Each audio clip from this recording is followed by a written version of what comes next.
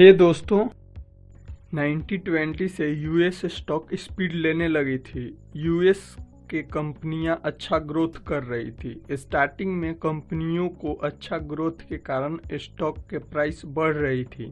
कंपनियां भी खुश थी और इन्वेस्टर भी खुश थे कि हमें अच्छा रिटर्न मिल रहा है। कंपनी के सेल दोगुने तिगुने होने लगी तो बाकी लोग जिनको स्टॉक मार्केट का एस भी पता नहीं था वो भी स्टॉक मार्केट में आना चालू हो गए कि हमें भी रिटर्न कमाना है।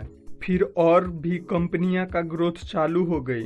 1920 से 1928 तक खूब कंपनियां ग्रोथ की, जिसे द रोरिंग टेंटिटीज के नाम से जाना जाता है। फिर 1929 के स्टार्टिंग से ही कंपनियां का वैल्यूएशन गिरना चालू हुआ और इकोनॉमिक स्लोडाउन शुरू हुआ, क्योंकि जिसे स्टॉक मार्केट के बारे में कुछ पता नहीं था कि वो कैसे काम करती है, सभी एक दूसरे को देखकर कंपनी में पैसा लगाना शुरू किए कि हमें भी कंपनी से रिटर्न अच्छा कमाना है।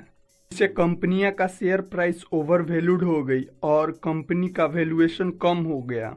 यूएस के इकोनॉमिक स्लोडाउन होने लगी, कंपनियों का प्रोडक्शन कम होने लगा, बेरोजगारी बढ़ने लगी, जिससे शेयर प्राइस गिरना शुरू हो गया।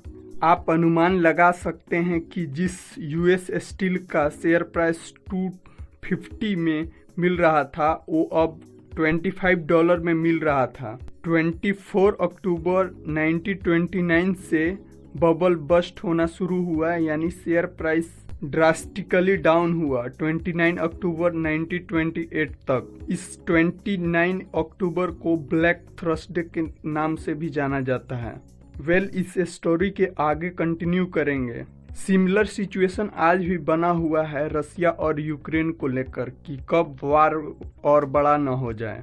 ये तो पता फ्यूचर में ही पड़ेगा कि क्या होगा। इनफैक्ट लोग प्रॉफिट कमाना तो दूर, कैपिटल बचाने का सोचते हैं। तो आपके माइंड में भी ये आ रहा होगा कि पैसा कहाँ रखें, कैसे सेव करें जिससे मेरा पैसा बचा रहे।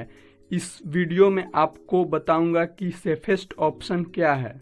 यदि अभी भी अपने चैनल को लाइक, शेयर एंड सब्सक्राइब नहीं किया है तो सब्सक्राइब कर लें ऐसे ही इंफॉर्मेटिव वीडियो के लिए। दोस्तों, सबसे पहला आम पब्लिक का ऑप्शन आता है फिक्स्ड डिपॉजिट, जो कि आम बैंक के साथ कॉन्ट्रैक्ट कर लेते हैं कि मेरा पैसा सेफ रहे और किसी फिक्स्ड ईयर में, जैसे 5 ईयर 10 ईयर में वो इंटरेस्ट के साथ पैसा दे, चाहे मार्केट कितना भी डाउन गिर जाए। यदि हम सेविंग अकाउंट के बात करें तो सेविंग अकाउंट पर 3 to 4% का इंटरेस्ट मिलता है। स्टेट बैंक ऑफ इंडिया का एग्जाम्पल दे तो वो 2.75 के आसपास इंटरेस्ट देती है, जबकि एफडी का इंटरेस्ट देखे तो 3 to 7% मिलता है। ऑब्वियस है कि सेविंग अकाउंट से ज़्यादा है। जबकि इन्फ्लेशन रेट इंडिया में देखे तो ऑलमोस्ट 6.6% के आसपास है। 1929 में हुआ था कि सभी बैंक इंसॉल्वेंट हो गई थी। वो ऐसी हालत में आ गई थी कि डिपॉजिटर के भी पैसा को लौटाने नहीं पा रही थी, क्योंकि जिससे लोन बैंक ने दिया था वो ऐसे कंडीशन में थे कि पैसा तो दूर, वो खाने पीने को लेकर तरस रहे थे। बस ऐसा कंडीशन नहीं आना चाहिए। सेकेंड ऑप्शन बॉन्ड है। यदि आप बॉन्ड का मतलब गूगल पर सर्च मारेंगे तो आएगा, bond is a type of security under which the issuer of the holder a debt and is obligate depending on the term of repay the principal of a bond at the maturity date as well as interest। यानी bond एक security होता है जो ये बताता है कि आप हमें किस फिक्स्ड पीरियड में प्रिंसिपल अमाउंट, यानी जो अमाउंट आप गवर्नमेंट और कंपनियां को दिए हैं उसके साथ फिक्स्ड इंटरेस्ट भी आपको उस पर्सन को देना होगा जो आपको पैसा दिया है। ये bond government, public sector, corporate कोई भी इशू करती है। इसमें एफडी से ज़्यादा रिटर्न मिलता है, 10 to 12%। बस एक कंडीशन है कि गवर्नमेंट गिर नहीं जाए, जैसा कि रिसेंट में पड़ोसी देश श्रीलंका के साथ हुआ है। यहाँ के लोग चाह कर भी पैसा नहीं निकाल सकते क्योंकि सभी बैंक इंसॉल्वेंट हो चुकी है। साथ ही साथ इन्फ्लेशन और बेरोजगारी भी बढ़ गई है। यदि हम श्रीलंका रुपीज और इंडियन रुपीज की बात करें तो almost 2 Indian rupees 10 Sri Lankan rupees के बराबर है। यदि आप भी चाहते हो स्टॉक मार्केट में इन्वेस्टमेंट और ट्रेडिंग सीखना टॉप बिलियनियर प्रोफेसर से या बिजनेस सीखना इन टॉप बिलियनियर से, तो कॉल नाउ। थर्ड ऑप्शन पर गोल्ड आता है। Robert Kiyosaki rich dad poor dad के राइटर हैं। वो गोल्ड के बारे में कुछ ऐसे बोलते हैं, the rise in the price of gold is the sign that capitalism has stumped, यानी सोने की कीमत में वृद्धि इस बात का संकेत है कि पूंजीवाद लड़खड़ा गया है। जैसे रिसेंट में रसिया यूक्रेन वार शुरू होते ही मार्केट ऑलमोस्ट 5% स्टार्टिंग में ही गिर गई थी, बट गोल्ड के प्राइस देखे तो इंक्रीज हो गई थी। एक और एग्जाम्पल से समझते हैं, जब कोरोना वायरस इंडिया में जैसे ही इंटर किया वैसे ही मार्केट डाउन हो गई, पर गोल्ड का प्राइस ऑलमोस्ट 20% इंक्रीज हो गई थी। पर जबकि 2022 के बात करें 2019 के रिस्पेक्ट में तो 54% का इंक्रीमेंट हुई थी। यानी जब सिचुएशन मार्केट का खराब होता है तो गोल्ड का प्राइस बढ़ जाता है। यदि हम गोल्ड में इन्वेस्टमेंट करते हैं तो 10 to 15% का रिटर्न एक्सपेक्ट कर सकते हैं। जब सिचुएशन खराब हो तो और भी ज़्यादा रिटर्न भी मिल सकता है।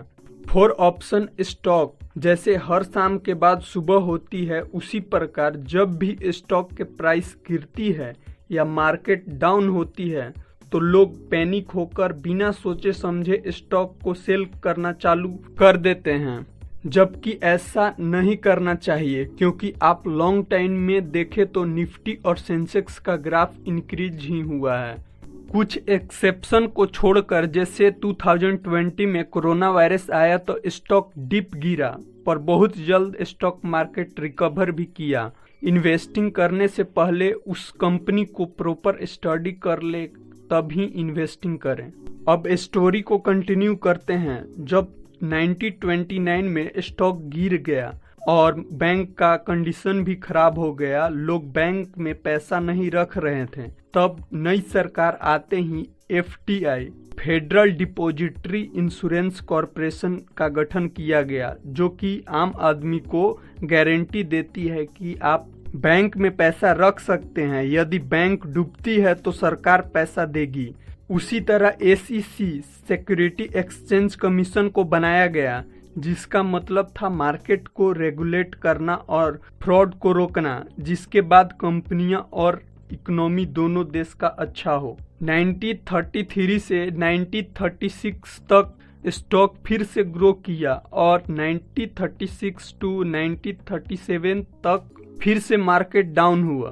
फिर वर्ल्ड वार सेकेंड के स्टार्टिंग से ही इकोनॉमिक अमेरिका के बूस्ट होना शुरू हुआ, फिर कभी पीछे देखा नहीं। इसलिए 1929 से 1939 के पीरियड को द ग्रेट डिप्रेशन के नाम से भी जाना जाता है। इनफैक्ट वॉरेन बफे के गुरु बेंजामिन ग्राहम ने इस क्राइसिस से सीख कर वैल्यू इन्वेस्टिंग करना शुरू किया, जो कि आज एक रियल इन्वेस्टर हैं। आई होप आपको वीडियो पसंद आ रहा होगा। Like share and subscribe to my channel. Thank you for watching.